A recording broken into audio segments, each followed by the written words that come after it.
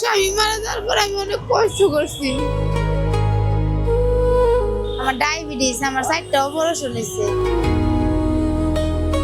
কারণ বাজার তরকারি টুয়া যে বেশি একটু বাইরে কাজ কাম করলে সমস্যা, আমার হার্টের সমস্যা। আবার এই যে আজকে 5 দিন হয়েছে আইছি হাসপাতালতে, 2 মাস থেকে মানুষের তো টাকা পয়সা লইয়া পরে হাসপাতালে বিল টিল দিয়া পরে আইছি। আর বাবা মারা গেছে স্যার, 6 মাসে রাখে আর বাবা মারা গেছে, স্ট্রোক করছে।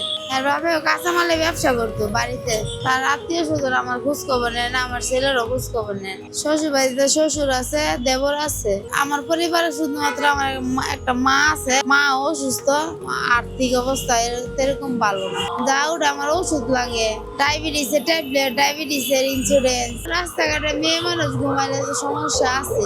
সবকিছু মিলাই থাকতো সমস্যা। এই যে বাচ্চা নিয়ে না আছি, ঠান্ডা এমনি এনে আসি বলতো কোনো সমস্যা হয় না। এমনি কারণ বাজারে থাই, মানে বিভিন্ন জায়গায় থাই, যে জায়গা ভালো হয়, জায়গা ভালো সুযোগ পাই, এদিকে থাই। বাচ্চাটা কম্বল একটা ছিল সিরা রাখে গেছিলাম, আর পারলাম না।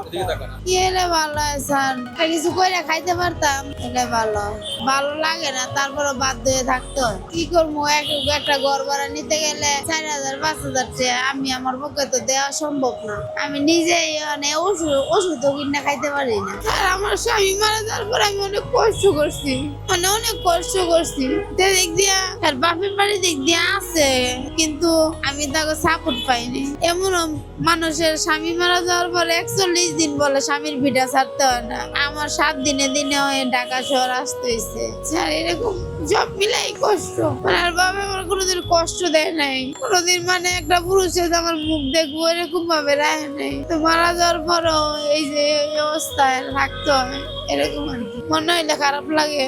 কি করবো, কিছু করার নেই। হ্যাঁ, আমি আর দাদার বাড়ি থেকে কোনো সাহায্য পাইনি। এখন আছে আর্থিক অবস্থাকে এরকম যে খারাপ তা না, আছে, কিন্তু আমি পাইনি, যে কারণে আমি বাড়ি থেকে বাইরে যেতে বাধ্য হয়েছি। কি করি, এমন তো বাচ্চা আছে একটা, মরতে তো পারতাম না, নিজের শরীরে নিজে আঘাত করি। তারপরও স্বামী মারা যাওয়ার পরে স্যার সবাই ভাববো খারাপ হিরুনছি, কিন্তু না, এই যে দেখেন স্বামী মারা যাওয়ার পরে নিজের শরীর আঘাত করতে করতে যে পর্যন্ত আমার কষ্ট সহ্য হয় নাই। অনেক কষ্ট হয়েছে স্যার, অনেক, মানে আমার স্বামী আমার কষ্ট দেয় নাই কোনোদিন, অনেক সুখে রাখছে। তারপরে এই জায়গা থেকে আমি এই জায়গায় আইছি, খারাপ লাগে মনে হইলে, অনেক কষ্ট লাগে। আর বাবা মারা গেছে 9.5 বছর, ছেলেটার মুখে দিকে তাকাই আমি আসি। আমার এই ছেলেটাও যখন হয়েছে তখন আমার সিজার হয়েছে, সিজারে থেকে ইনফেকশন হয়ে গেছে।